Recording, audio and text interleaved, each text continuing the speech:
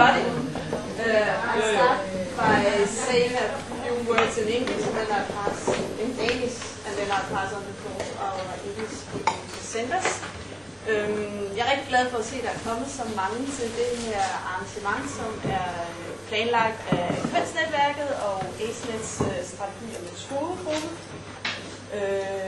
Vi ser det her som optakten til flere arrangementer sammen, fordi det giver jo rigtig god mening at snakke om HIV/AIDS, forebyggelse og kønsspørgsmål sammen.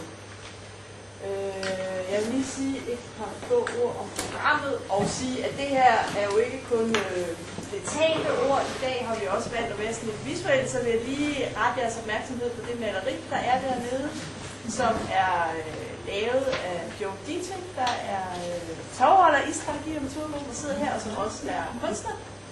Og lige kommet hjem fra et kunst- og AIDS-projekt på Cuba, og har lavet det her billede til den her anledning.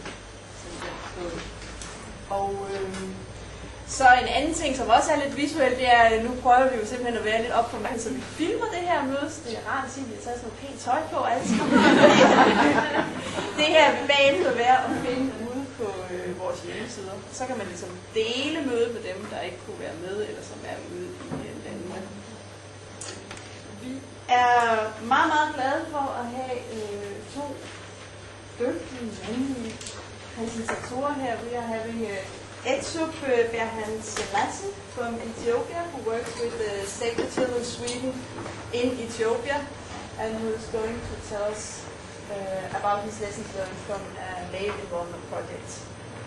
And we are very happy to have Bjarke Oxlund, who we know from many other events, and who used to work for Save the Children Denmark, and is now a PhD student at the Institute of Anthropology at Copenhagen University.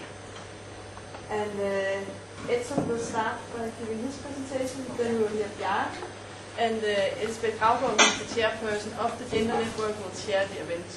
We will take a few questions after each presentation, then we will have a short break, and then we will have approximately 1 hour for questions and debates. And after that there will be snacks and beer and soft drinks and we are in the middle of town, so this is the event. Okay, I pass the floor on to you.